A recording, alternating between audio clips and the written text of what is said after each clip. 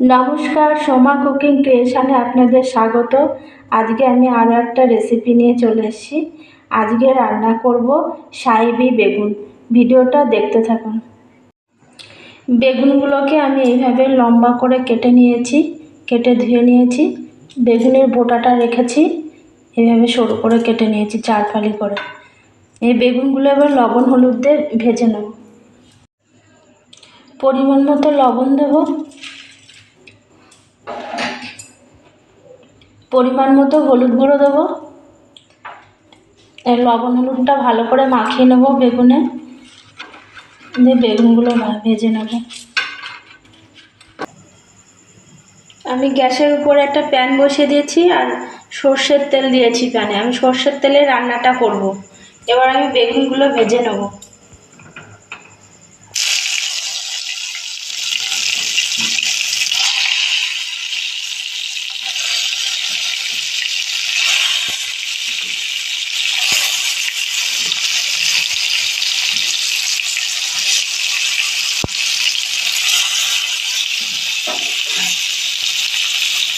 গ্যাসের আঁচটা হাই ফ্লেমে দিয়ে বেগুনটা ভাজবো।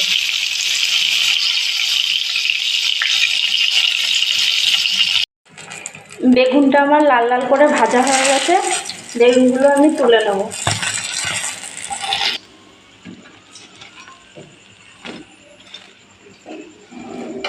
বাকি বেগুনগুলো এইভাবে ভেজে নেব। এই বেগুন ভাজা তেলের মধ্যে সামান্য একটু কালো জিরে ফোড়ন দেবো।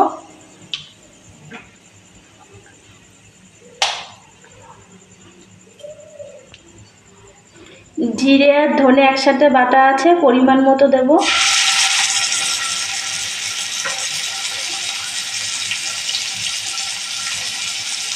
পরিমাণ মতো আদা বাটা দেব। পরিমাণ মতো কাঁচা লঙ্কা বাটা দেবো। মতো হলুদ গুঁড়ো দেবো। পরিমাণ মতো লবণ দেবো। পরিমাণ মতো কাশ্মীরি লাল লঙ্কার গুঁড়ো দেবো কালারের জন্য। মশলাটাকে নাড়াচাড়া দিয়ে নেব।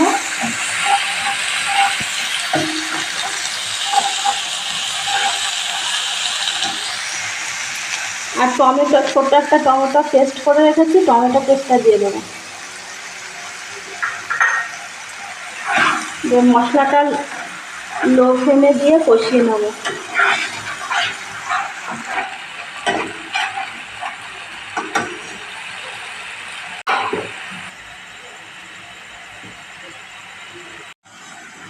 মশলাটা আমার কষানো হয়ে গেছে, তেল ছেড়ে দিয়েছে। আর এখানে আমি নারকেল কুড়িয়ে রেখেছি, এই নারকেল কোড়াটা দিয়ে দেবো। যাদের গ্যাসের প্রবলেম আছে তারা এই নারকেলের দুধটা দেবেন, ছিবড়াটা দেবেন না।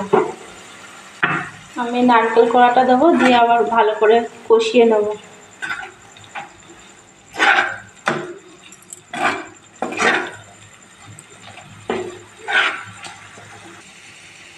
নারকেল কোড়াটা দিয়ে মশলাটা আমার কষানো হয়ে গেছে। আর এই নারকেল কোড়াটা দিলে স্বাদটা দ্বিগুণ হয়ে যায়। আর এবার আমি গুঁড়ো দুধ গুলে রেখেছি, এই গুঁড়ো দুধ দিয়ে দেবো।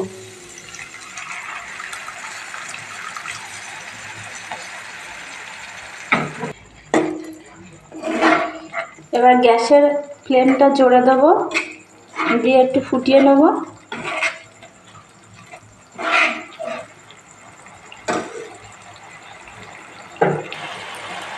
আমার এই ঝোলটা ফুটে উঠেছে, এবার বেগুনগুলো ছেড়ে দেবো।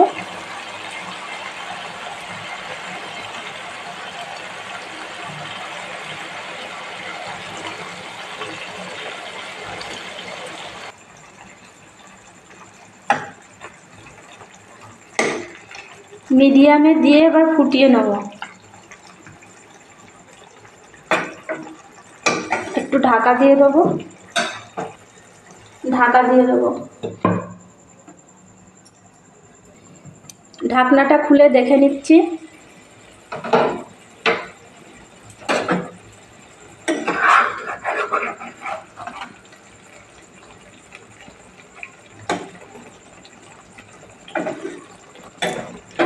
রান্নাটা আমার হয়ে গেছে। এবার সামান্য পরিমাণ চিনি দেবো।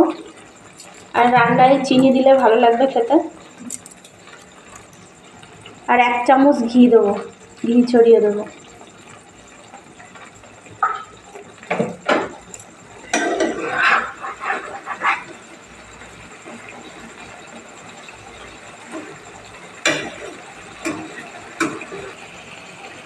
আমার সাহেবি বেগুনটা রান্না হয়ে গেছে, এবার আমি নামিয়ে নেব।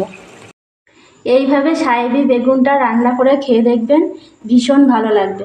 নিরামিষের দিন যদি এইভাবে রান্না করে খেয়ে দেখেন, তাহলে গরম ভাতে 1 থালা ভাত খাওয়া যাবে। আর ভালো লাগলে অবশ্যই পাশে থাকবেন, আর রান্না করে খেয়ে আমাকে কমেন্ট করে জানাবেন।